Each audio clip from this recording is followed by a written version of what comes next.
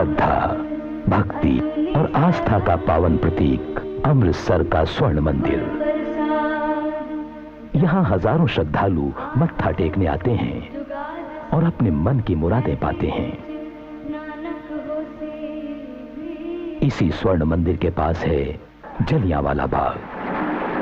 इतिहास गवाह है, यहीं 13 अप्रैल 1919 को अंग्रेजों का वहशियाना कहर सैकड़ों निहत्थे लोगों पर टूटा था। इस खूनी मंजर को जवानी में कदम रख रहे उधम सिंह ने अपनी आंखों से देखा था और सौगंध खाई थी कि वो इसका बदला जरूर लेगा। लंदन जाकर उसने अपनी सौगंध को पूरा किया।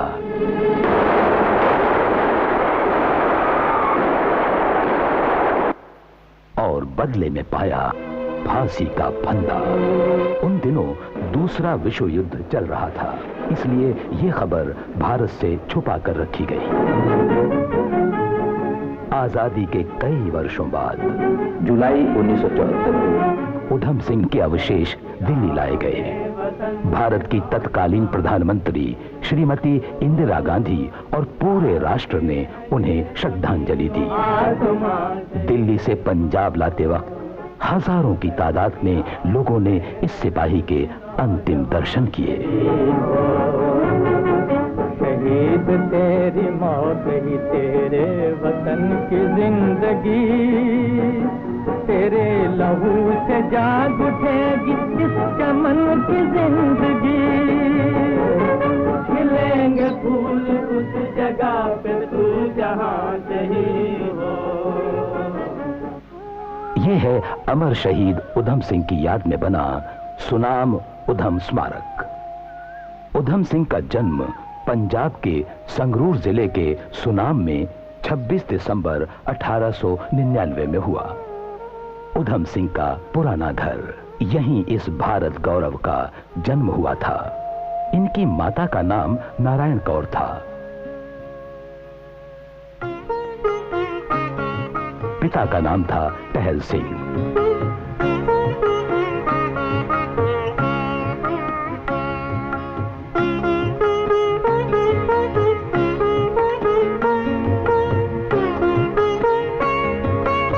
माँ बाप ने बच्चे का नाम रखा शेर सिंह। इनके एक बड़े भाई भी थे जिनका नाम था साधु सिंह।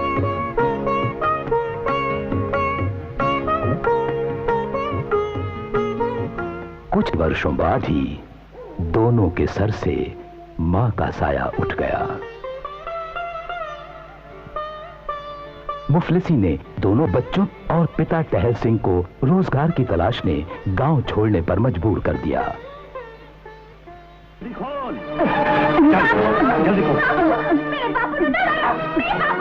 मार अपने बापू ने।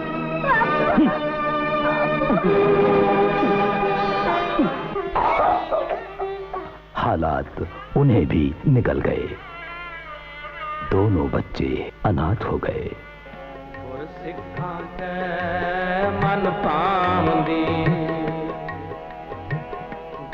सेंट्रल खालसा अनाथालय अमृतसर। बच्चों के पिता के दोस्त चंचल सिंह ने दोनों को यहां दाखिला दिलवा दिया। वर्ष था 1907।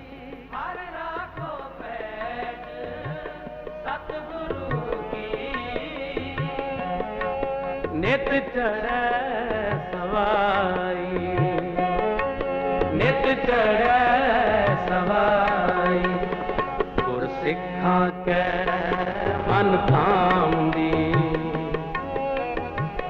गुर सतगुर की। यही दोनों भाइयों को अमृत छकाया गया और नाम दिए गए उधम सिंह और मुकुंद सिंह। यहाँ के वातावरण ने ही उधम सिंह ने सारे संस्कारों का बीजारोपण किया। उसने आत्म संयम और अनुशासन के तहत 5 का केश, कड़ा, कंघा, कच्छा और कृपाण के महत्व को समझा।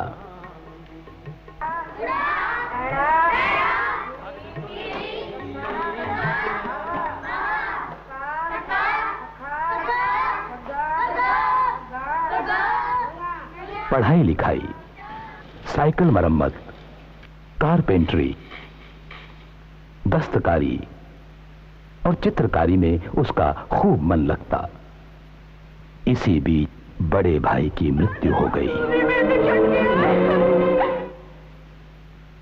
अमृतसर में ही उधम सिंह ने किशोरावस्था में कदम रखा। यहीं सिख गुरुओं की शिक्षाओं और बलिदानों को आत्मसात करके वो एक सच्चा इंसान बना।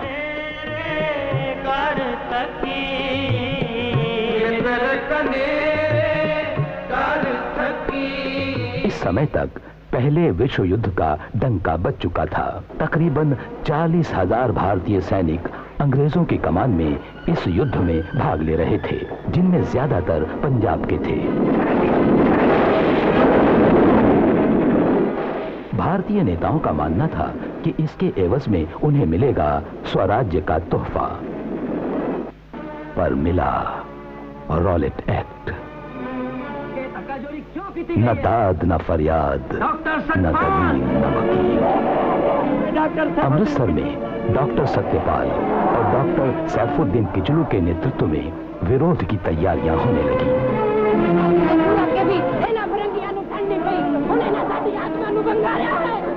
सर माइल्स इरविंग ने इसकी सूचना माइकल ओडवायर को भेज दी, जो उस समय लाहौर में पंजाब के डिप्टी गवर्नर जनरल थे। Yes, detention, deportation to Kitchlew and Satyapal to Dharmasala. Yes, yes. Miles, मेरा आदेश है कि किचलू और डॉक्टर सत्यपाल को धर्मशाला पहुंचा दो। उन्हें वहीं रोको। डर है कि कहीं गदर के आसार न बन जाएं। तुरंत कार्रवाई करो। गिरफ्तारी की खबर सुनकर स्थानीय जनता उनकी रिहाई के लिए सड़कों पर उतर आई। यकायक प्रदर्शन ने उग्र रूप ले लिया।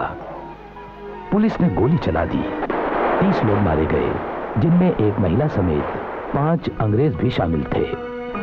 सरकारी दफ्तरों और बैंकों को तोड़ा फोड़ा जाने लगा। गांधी जी समेत सभी भारतीय नेताओं ने भी रॉलेट एक्ट को सिरे से नकार दिया। जगह जगह उसके विरोध में सभाएं होने लगीं। सर माइकल ओडवायर ने अमृतसर की बागडोर अत्यंत क्रोधी और निर्दयी अफसर जनरल रेनाल्ड डायर को सौंप दी। 13 अप्रैल 1919 की बैसाखी का त्योहार।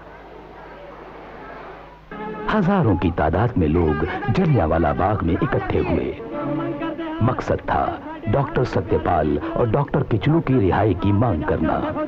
ठीक इसी समय उधम सिंह अपने साथियों के साथ लोगों को पानी पिला रहा था। गोली से बंदूक से हुकूमत नहीं चलेगी। जनरल डायर सेना की एक सशक्त टुकड़ी लेकर जलियांवाला बाग पहुंचा।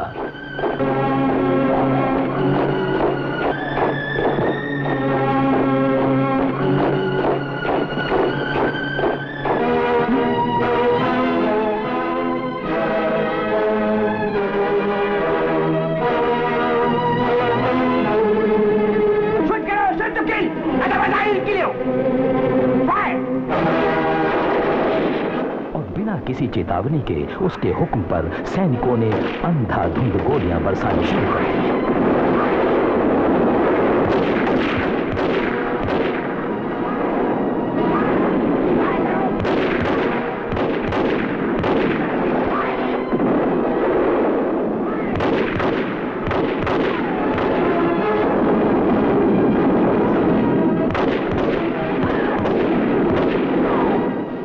गोलियों की ये बाढ़ 15 मिनट तक चली और हजारों लोग मारे गए।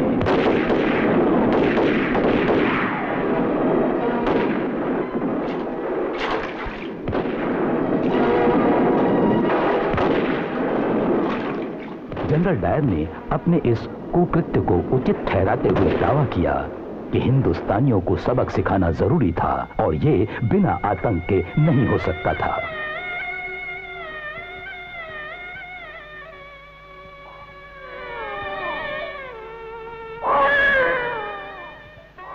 उधम सिंह की आत्मा करा उठी।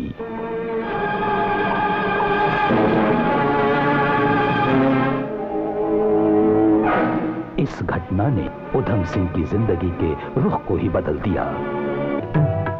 सरोवर में डुबकी लगाकर खुद को पवित्र किया और शहीदों के लिए प्रार्थना की। और यहीं से शुरुआत हुई ब्रिटिश साम्राज्य के खात्मे की।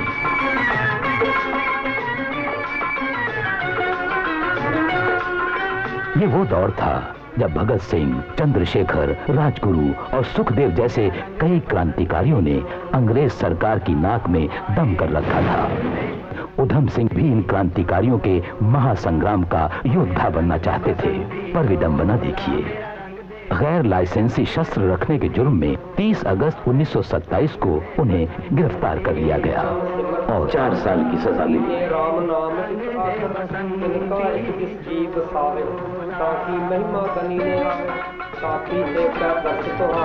दम निकले इस देश की खातिर बस कितना अरमान है। और जिस वर्ष भगत सिंह, राजगुरु और सुखदेव को फांसी हुई, उसी वर्ष उधम सिंह की जेल से रिहाई हुई। 3 वर्ष तक उधम सिंह पंजाब की क्रांतिकारी गतिविधियों में सक्रिय रहे। भगत सिंह के भांजे प्रोफेसर जगमोहन सिंह कहते हैं, उधम सिंह शहीद भगत सिंह तो हमेशा प्रेरणा लेते रहे। उधम सिंह अपनी जेब में भगत सिंह की तस्वीर रखते थे, जो कि उनके गहरे दोस्ताने का प्रतीक था। सरदार उधम सिंह अंग्रेजी भाषा के मर्मज्ञ थे।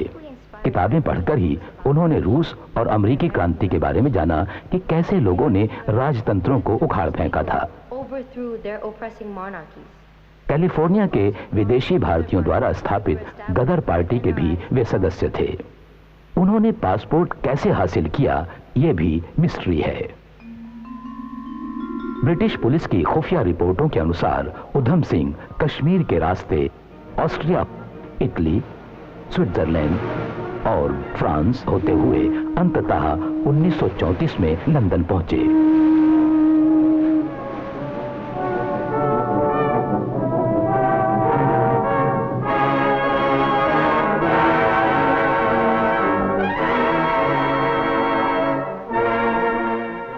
सतनाम सतनाम सतनाम। ये है शेफर्ड्स बुश का गुरुद्वारा।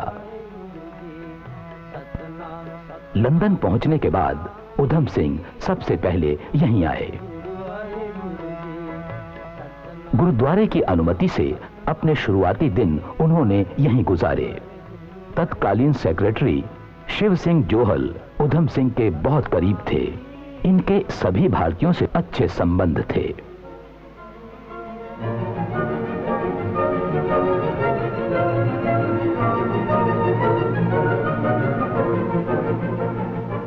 उधम सिंह ने लंदन में कई जगहों पर काम किया, जिसमें एक रेस्टोरेंट भी शामिल था। वो एक पंजाबी बांके नौजवान थे, जो किसी अंग्रेज से कम नजर नहीं आते थे। ब्रिटिश सरकार की नजरें हमेशा उन पर बनी रहीं।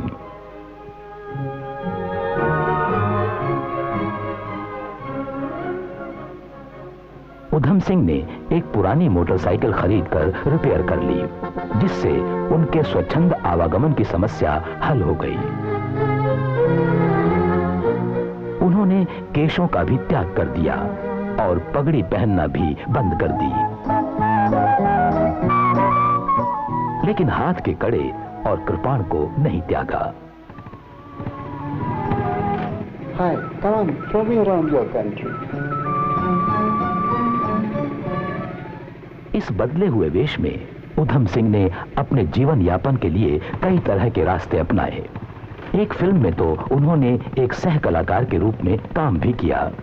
वे कभी भी अपना राज किसी पर जाहिर नहीं करते थे और न ही अपने मकसद के बारे में किसी को पता लगने देते थे।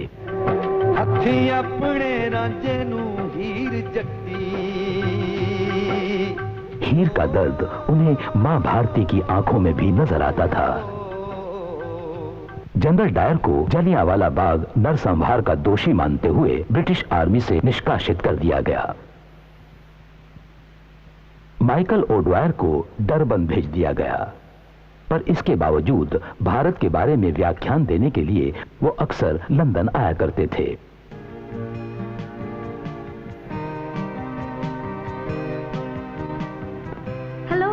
Hello. How are you? I am an orphan. कुछ अंग्रेज भी उनके अच्छे मित्र बन गए थे। British rule in India. I'm not a Britisher. Why don't we go somewhere else? Okay. Tell me something more about yourself. What are you doing in London?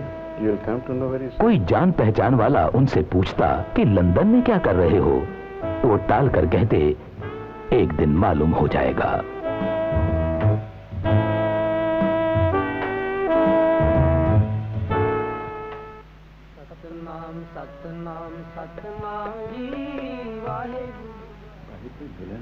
सालों बाद उधम सिंह अपने एक पुराने मित्र से मिलने गए। भाजी मैं उधम। आओ जी आया नू। सत श्री अकाल भाजी। सत श्री अकाल जी, बैठो। कहाँ रहे अब तक? कभी शिप में काम किया, कभी फैक्ट्री में, जहाँ भी जैसा भी काम मिला करता रहा। असली काम कब करोगे? बहुत जल्दी। खुश रहो और अपने काम को अंजाम दो। मैं ड्रिंक नहीं लेता। Have you done my work? Give my toy. I paid you for that. Give me quick, quick.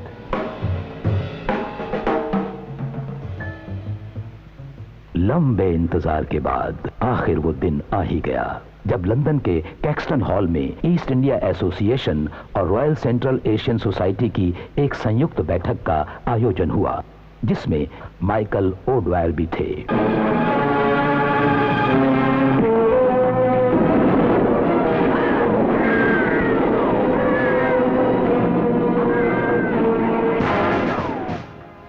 Udham Singh को वर्षों से इसी दिन का इंतजार था। उन्होंने ठान लिया कि इस मौके को वो किसी भी हालत में जाने नहीं देंगे। उन्होंने वाहेगुरु से प्रार्थना की, हे वाहेगुरु, जब तक मैं अपना मिशन पूरा न कर लूं, मुझ में कोई कमजोरी ना आने देना।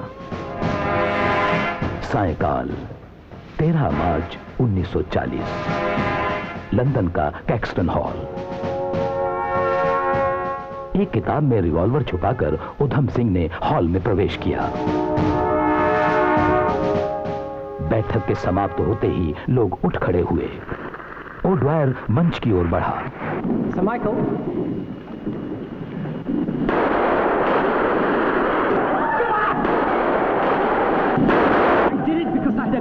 सर माइकल ओडवायर को मारकर उधम सिंह ने अपनी सौगंध पूरी की।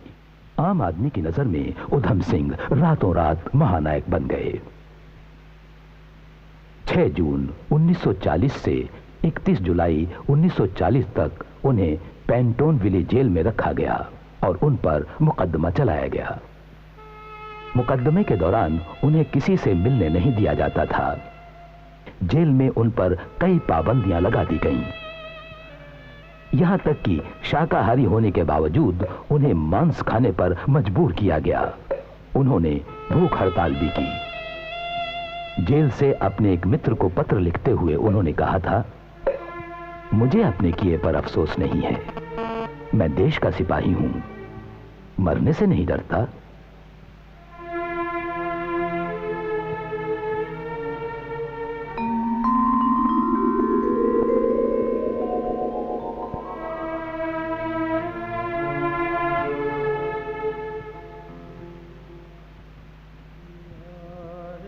वीर जी चिट्ठियां बहुत लिखता रहा है, मेरे दी इजाजत नहीं, पर हुन इन्नी इजाजत मिली कि एक गुटका और नो जरूर पहुंचा दो जेल विच।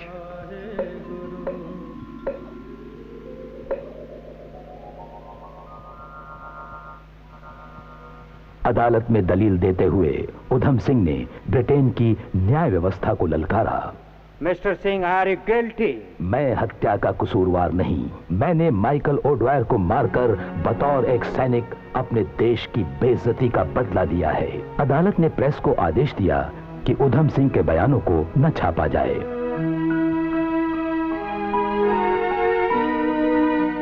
31 जुलाई 1940 को पेंटोनविले जेल में उधम सिंह को फांसी पर लटका दिया गया। वाहिगुरु।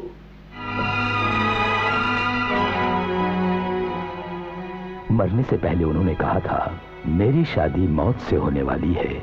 मेरे गुरु और मेरे दोस्त भगत सिंह को शहीद हुए 10 साल हो गए हैं। मरने के बाद मैं उन्हें वहीं मिलूंगा, ऊपर, जहां वो मेरा इंतजार कर रहे हैं।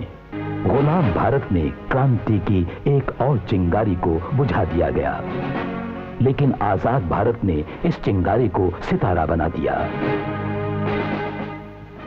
उधम सिंह उर्फ राम मोहम्मद सिंह आजाद स्मारक भारत के 3 प्रमुख धर्मों हिंदुत्व, इस्लाम और सिखिज्म की एकता का समन्वय। सुनाम में उधम सिंह का घर अब एक म्यूजियम में तब्दील कर दिया गया है। क्योंकि शहीद सब दे सांझे होंदे हन, कंबोज ऑर्गेनाइजेशन ऑफ इंडिया वालों हर हीला किया जा रहा है कि शहीद उधम सिंह दे सोच नूं घर घर पहुंचाया जावे। उधम सिंह कंबोजों की वीर जाति से संबद्ध थे। आज विश्व भर के कंबोज भारत माता के इस पुत्र पर गर्व करते हैं। 30 जुलाई नूं शहीद उधम सिंह दा आदमकद बुत जो कि कांसी दा बनया होया है, सुनाम विखे लगाया गया है।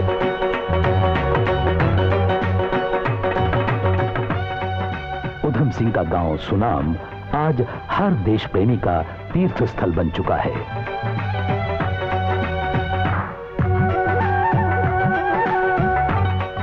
1992 में भारत सरकार द्वारा जारी उनके नाम का टिकट उनकी देशभक्ति पर मुहर लगाता है। 60वीं बरसी मनाउण लई इत्थे एकत्र होए आ। इस तरह के समागम भारत के पिंड-पिंड विच होने चाहिए ने। उनकी जन्मतिथि और पुण्यतिथि हर वर्ष मनाई जाती है। ये हैं श्रृंगारा सिंह, जलियांवाला बाग के एकमात्र जीवित चश्मदीद गवाह। उनके पोते बलराज सिंह अपने दादा के बारे में बताते हुए कहते हैं, 1919 की गोली चली, इन्हां दे बाद गोली लगी। राष्ट्रपति डॉक्टर अब्दुल कलाम जी ने बापू श्रृंगारा सिंह को सम्मानित किया। श्रृंगारा सिंह का भरा पूरा परिवार है। आज फिर बैसाखी है, कनक की फसल कटने को तैयार है। स्वर्ण मंदिर में मत्था टेकने वालों का हुजूम है। आज ही के दिन गुरु गोविंद सिंह ने जुल्म और सितम से टक्कर लेने के लिए खालसा का निर्माण किया था। जलते भी गए, कहते भी गए। आज ही के दिन जलियांवाला बाग में गुमनाम शहीदों के नाम पर शहीदी दिवस मनाया जाता है। जीना तो उसी का जीना है जो मरना वतन पे जाने। ऐ वतन हमको तेरी। आज ही के दिन उधम सिंह ने देश प्रेम का अलख जगाया था। थे वो दीवाने, क्या रोग थे वो अभिमान। मौत तो दुनिया में आती है उन्हें जिनके जीने का कोई मकसद नहीं। जिंदगी पर तो तेरा एहसान था, मौत को भी कर दिया तूने हंसी। इसलिए कही ये कहानी जो शहीद